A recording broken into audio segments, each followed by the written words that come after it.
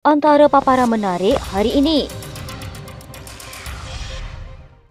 Jadikan jawatan kuasa khas kaji kompetensi dan gubar undang-undang Islam Badan Berautoriti Semua Negeri. UMNO tidak fokus hanya pada muafakat nasional. Pemuda UMNO tidak mahu mohon maaf ke DAP.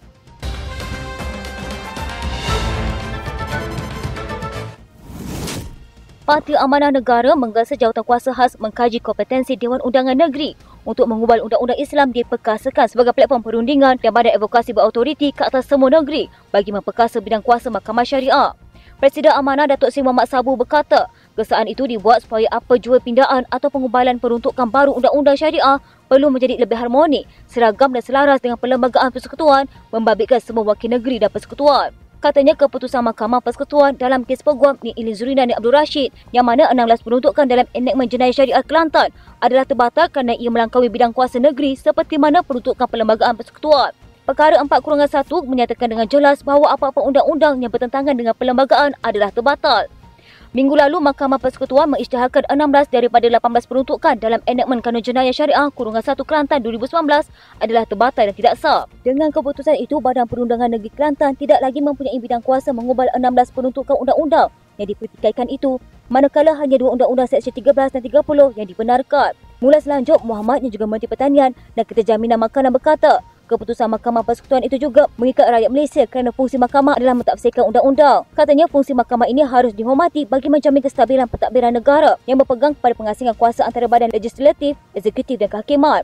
Maka apa-apa dakwaan bahawa keputusan kes itu menentang undang-undang syariah adalah tidak berasal dan ia satu permainan sentimen yang mengelirukan sesetengah pihak.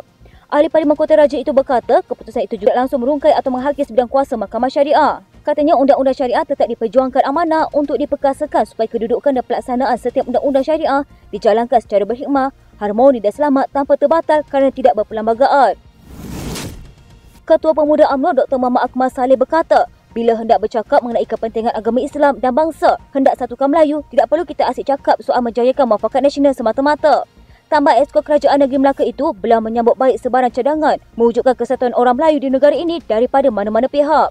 Bagaimanapun beliau berpandangan inisiatif pelaksanaan Kesatuan Melayu Islam tidak boleh sekadar berasaskan pembentukan platform berbau politik seperti muafakat nasional. Katanya parti-parti Melayu di negara ini sama ada di dalam kerajaan atau di blok pembangkang perlu memainkan peranan masing-masing dalam mempertahankan kepentingan agama Islam, bangsa Melayu dan institusi diraja. Jika dalam kerajaan parti-parti Melayu daripada UMNO, Parti Amanah Negara, Parti Keadilan Rakyat, Gabungan Parti Sarawak, Gabungan Rakyat Sabah maupun pemimpin Melayu dalam DAP perlu bersatu hati bersuara demi kepentingan Melayu dan Islam sekiranya terdapat rakam kongsi dalam kerajaan yang melampau.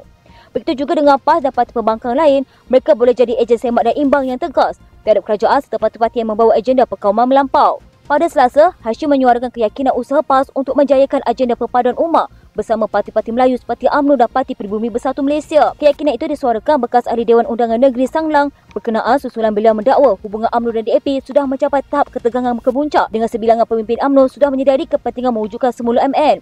Dalam perkembangan lain, Muhammad Akmal memberi amaran bahawa UMNO tidak akan teragak-agak keluar daripada kerajaan perpaduan dan bergerak solo dalam mendepani PRU16 sekiranya DAP berterusan memainkan isu provokasi yang menyentuh sensitiviti kaum Melayu, agama Islam dan institusi diraja. Katanya sedangkan dengan MN bersama PAS pun kita boleh memilih bergerak solo, apatah lagi dengan kerajaan perpaduan. Jadi saya ingatkan mana-mana pihak jangan cabar kesabaran UMNO. Dr. Muhammad Akmal Saleh enggan melayan gesaan Ahli Parlimen Raub Chow Yu Hui yang mahu Ketua Pemuda UMNO itu membuat permohonan maaf terhadap Menteri Pembangunan dan Kerajaan Tempatan Ngah Komeng. Sebaliknya, Esko Kerajaan Melaka dan Ahli Dewan Undangan Negeri Merlimau itu menyifatkan gesaan pemimpin DAP berkenaan tidak akan berlaku. Katanya sendiri keluar kenyataan, lepas tu kena bantah, kemudian kononnya menjadi mangsa keadaan. Nak saya minta maaf, teruskan bermimpi kerana itu tidak akan terjadi. Yu Hui menggesa Dr. Muhammad Akmal membuat permohonan maaf terhadap Komeng. Ia susulan isu cadangan Komeng yang mahu mencalonkan kapal baru Cina di Selangor sebagai tapak warisan dunia pertubuhan pendidikan kebudayaan dan saintifik pertubuhan bangsa-bangsa bersatu UNESCO. Dr. Muhammad Akmal juga Ketua UMNO Bahagian Jasin turut mengulangi amaran kepada mana-mana pihak supaya tidak menyentuh perkara sensitif khususnya berkaitan aspek agama, bangsa dan institusi diraja. Katanya sekali lagi saya ulang, jika sesiapa yang sentuh perkara yang sensitif terhadap orang Melayu dan Bumi Putera, kami tidak akan teragak-agak untuk menentang sekeras-kerasnya tidak kira siapa anda.